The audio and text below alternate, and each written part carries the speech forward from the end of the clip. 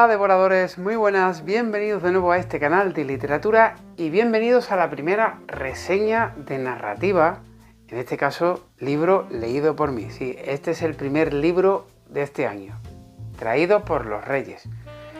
Y qué mejor manera de empezar el año que con uno de mis autores favoritos, Ken Follett. En este caso, El Círculo de los Días, que si no me equivoco fue publicado en octubre del año pasado de 2025.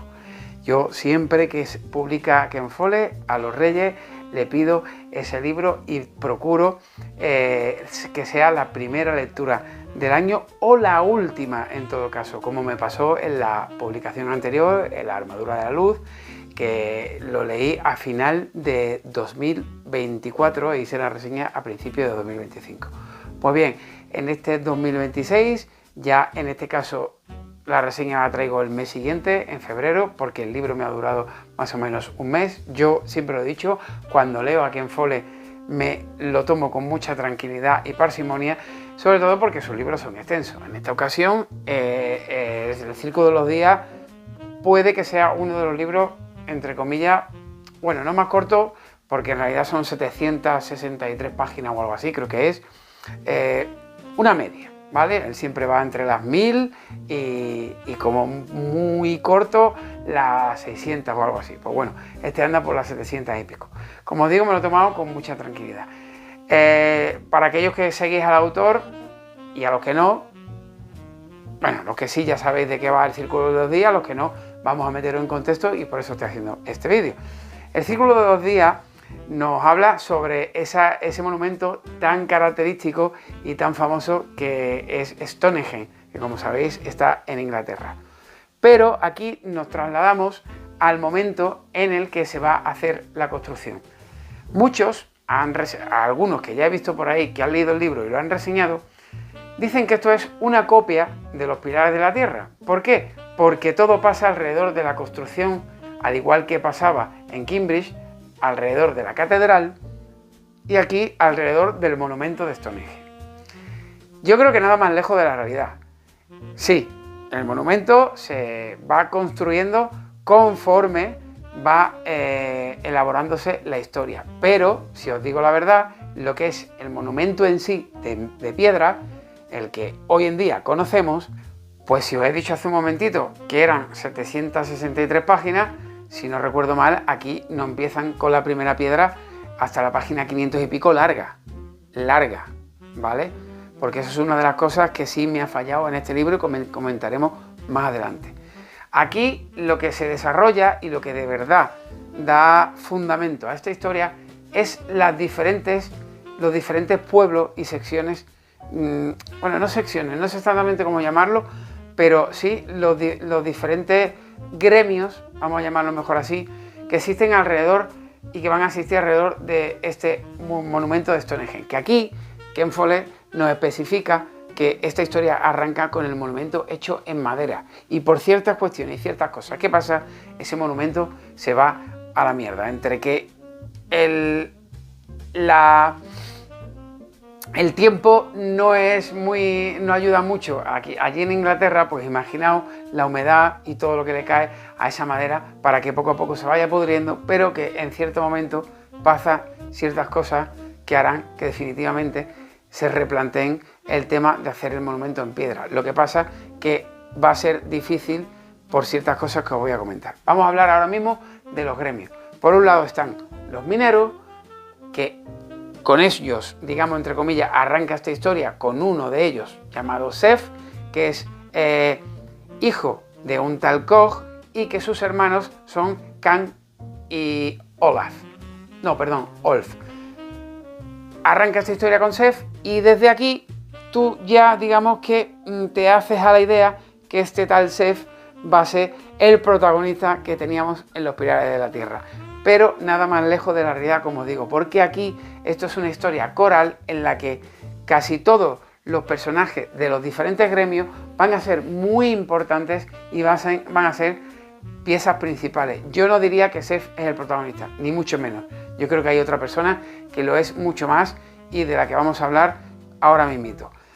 Como os digo, los mineros por un lado, por otro están los ganaderos. En este caso, las piezas principales o la historia que gira alrededor de una familia en concreto, en la que está formada por Annie y Olin.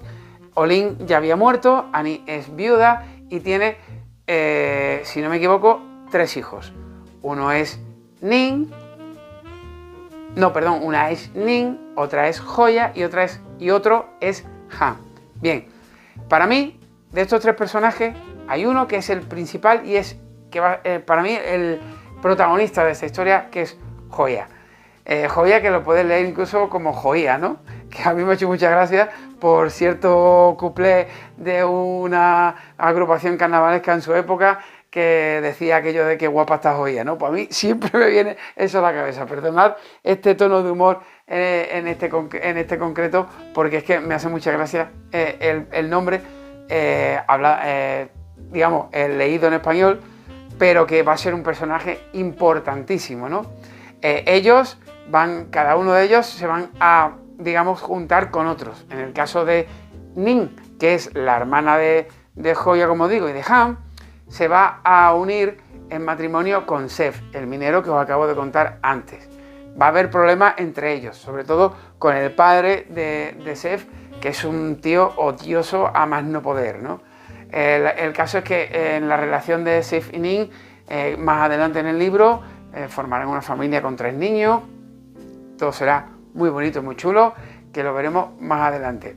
Pero nos van contando durante esta historia, como os digo, los protagonistas son los personajes de esta historia, no el monumento en sí, porque nos van contando la historia de amor de Sef y Ning, por una parte, en la que tú empiezas a cogerle cariño a Sef, pero nos van contando poquito a poco quién es Joya.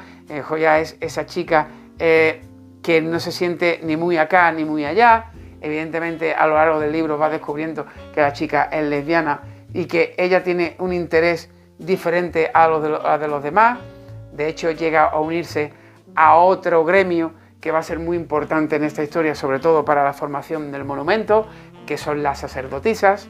Sí, digo sacerdotisas, aquí no hay sacerdotes, que es lo que me ha parecido y me ha resultado más curioso, ¿no? Hay ciertas sacerdotisas por ahí que van a ser muy importantes, como Helio, que es la fundadora, So, que va a ser, digamos, la que va a tener sus peleitas con Joya para intentar ser la suma sacerdotisa después de que él muere. Inca, que es otra de las sacerdotisas que están por allí. Estas sacerdotisas se lían unas con otras sin ningún tipo de problema. Aquí la cosa funciona así. Pero ellas van a ser muy importantes para la construcción de ese monumento de Stonehenge en piedra. Pero sobre todo Joya, que va a estar peleándose con las otras sacerdotisas e incluso con el gremio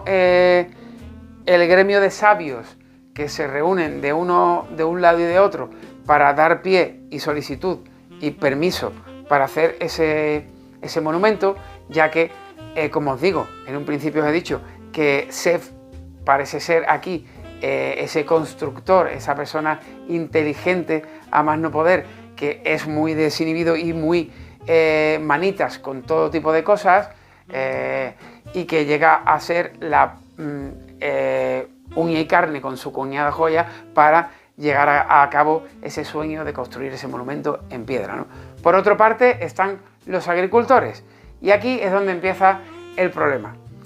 Va a haber conflictos muy grandes entre los agricultores y los ganaderos, pero muy grandes, que os digo que estamos hablando de batallas, porque en el gremio de los agricultores es donde vamos a encontrar a ese personaje típico y odioso que siempre es tan característico en la novela de Ken Follett y que vamos a odiar a muerte. Pero yo debo de destacar, igual que se lo dije en privado a mis amigos cuando me leí el libro, que aquí no han sido tan odiosos, y yo no he disfrutado, ¿no?, de la muerte de cada uno de ellos, pero no de la manera que me pasaba con otro tipo de novela de Ken Follett, en la que los personajes son tan malos que solo deseas el mal, ¿no? Bien, el jefe, el gran hombre de los agricultores es Tron, un tío odioso, avaricioso, que lo quiere todo para él, está cansado con Catch, tienen 2 hijos, que es Stan y Yana.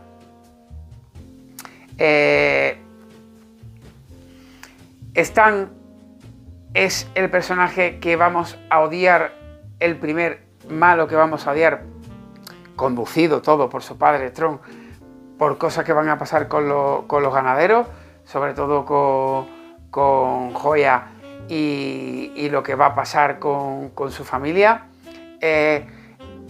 No, perdonad, me he confundido. Los hijos de Tron y Cash es solo Stan, ¿vale? Stan termina uniéndose a Yana, que es una mujer más mayor, porque hay una costumbre muy curiosa en el gremio de los agricultores, y es que resulta que cuando una mujer enviuda, automáticamente se tiene que unir a otro hombre. Y no es ella la que elige. La que elige es el gran hombre, en este caso Tron. Pues Tron obliga a Yana a casarse con Stan, con su hijo. Un hombre mucho más mayor, digo más joven, porque para que os hagáis una idea, Yana ya tenía de su relación anterior una hija llamada Pia, que Pia va a ser el interés amoroso de Han, el chico ganadero, como os digo, el hermano de Joya y hijo de Annie. Y aquí va a haber unos conflictos acojonantes. Fruto de la relación más adelante entre Han y Pia nacerá Olin, que Olin va a ser el nombre que le van a poner en homenaje al padre de Han y de su madre Annie, ¿no? Bueno, aquí hay ciertos líos ya con tantos personajes. Yo me he hecho aquí una pequeña chuleta porque si no se me olvidan tantos personajes. Y el último gremio, que evidentemente no se me puede olvidar porque es muy importante con el primer conflicto que va a haber brutal, que son el gremio de la gente del bosque. Son gente que vive de modo más salvaje, entre comillas, menos civilizada que los demás gremios. Ellos serían unos con otros sin ningún tipo de problema. Incluso ahí no existe la monogamia, sino que aquí ya os digo que puede haber dos mujeres con un hombre o viceversa. En este caso hay tres personajes que van a ser muy importantes, que son, por un lado, Beth y Fel, que son hermanos, que terminan teniendo el mismo interés amoroso, que se llama Gia, y cada uno de ellos va a ser muy importante para lo que va a pasar más adelante, porque estos personajes, esta gente del bosque, va a tener una relación estrecha y en cierto modo de amistad con los ganaderos, pero no con los agricultores. Y aquí es donde va a empezar a haber unos conflictos y una batalla increíble. Y todo alrededor de ese monumento que más adelante, cuando Joya consigue ser la suma sacerdotisa, que ella también tendrá su interés amoroso llamado Dee, una chica que en este caso, si no me equivoco, era ganadera, creo que era ganadera, pero estaba muy apartado del grupo general de los ganaderos. Consigue hacer ese monumento en piedra, ¿no? Que como os digo, mucha gente cataloga de que esta historia está alrededor de esa construcción y parece a los Pilares de la Tierra, pero para mí personalmente, ya os digo, si empezamos a construir este monumento a partir de la página 500 y pico, yo creo que ahí va a haber poco, ¿no? Comparado con lo que es Kingsbridge, que prácticamente desde el principio se empieza a crear esa catedral a lo largo de los años y los siglos incluso, ¿no? La cuestión es que a mí particularmente la historia me ha gustado mucho, he llegado mucho y he conectado mucho con los personajes, pero sí hay ciertas cosas que me han chocado y que me han sacado, entre comillas, un poquito de la historia. No voy a catalogar lo que me han parecido los personajes, bueno, sí lo voy a hacer, ¿no? Pero que me refiero que no los voy a criticar porque me han encantado todos, me han llegado de una manera u otra. Sí es cierto, como he dicho antes, que lo que es los malos, me ha faltado que sean más malos, más típicos malos de Ken Follett. Y otra de las cosas que me ha chocado es el hecho de que a partir, como os digo, de la página 500 y pico, creo recordar, es cuando empiezan porque hay como una especie de apuesta, ¿no? Hay un personaje de los ganaderos que es insoportable, que se llama Scrag, y que durante todo el libro va tratando de destrozar los planes de Joya de formar ese monumento. Se une incluso a veces a Tron, el agricultor, que es el que va a poner la zancadilla a este proyecto cada 2x3.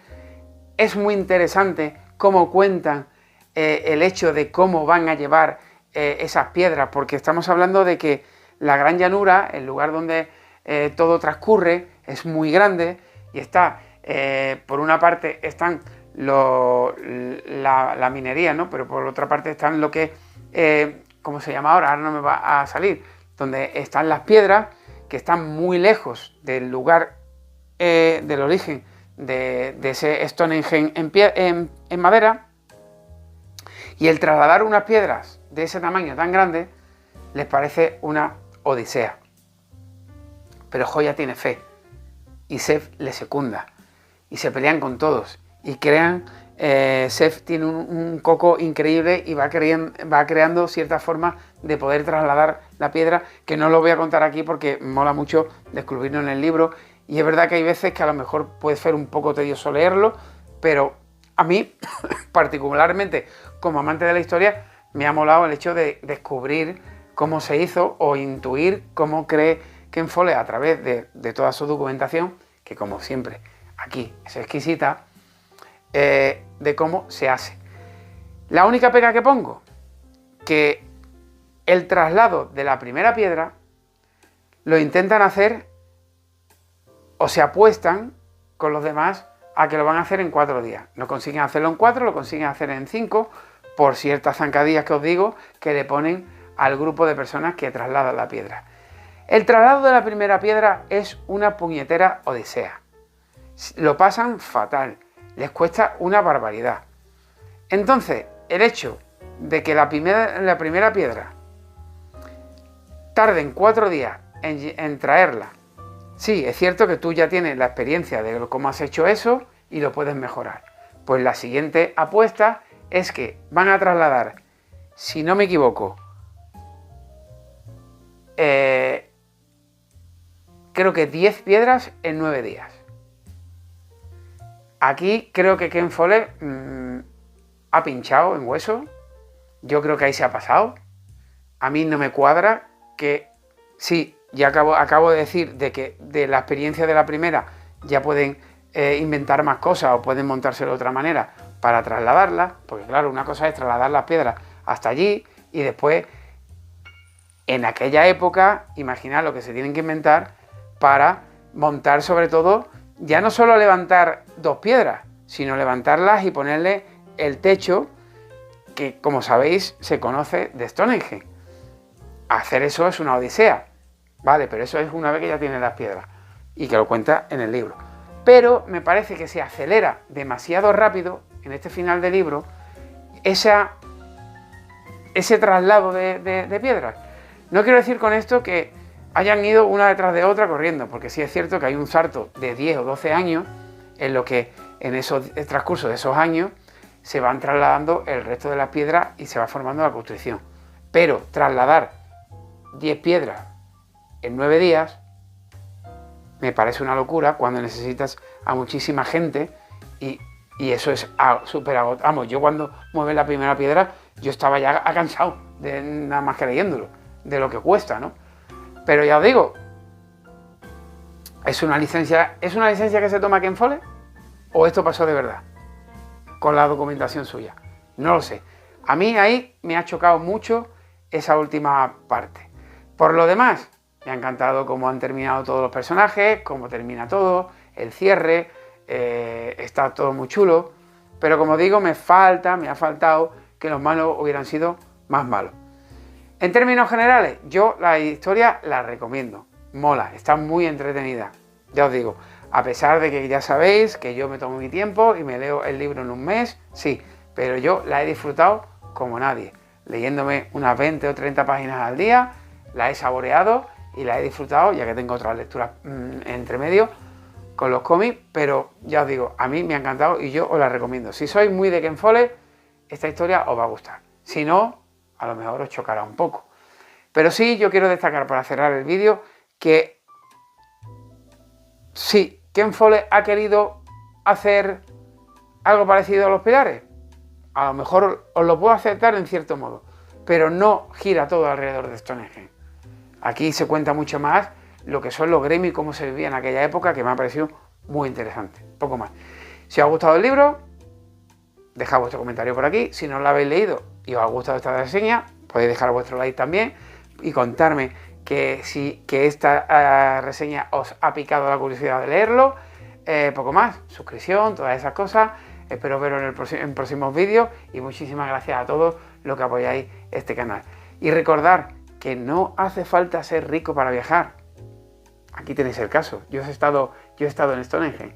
He disfrutado durante 763 páginas de esta historia y no hace falta ser rico para viajar. Solo tenéis que coger un libro, un cómic, una novela gráfica, lo que sea, y dejaros llevar por esos mundos fantásticos, increíbles que nos crean estos autores tan locos. Poquito más. Muchísimas gracias a todos y nos vemos en el próximo vídeo. Bye bye.